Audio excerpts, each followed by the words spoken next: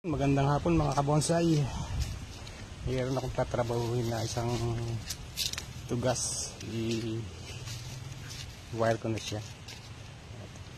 So, i-defoliate natin siya. Tanggalin natin ang dahon para malagyan ng wire.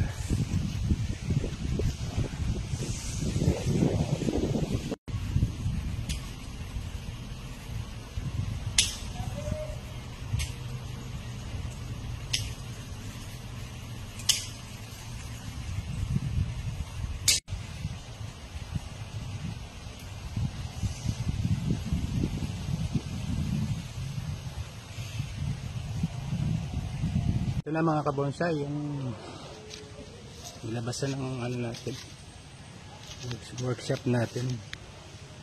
So, may mga pinapalaki pa rin akong isang dito na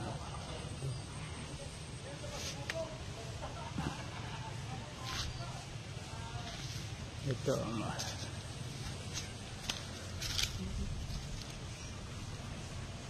So yun lang po muna mga kabonsai, maraming salamat.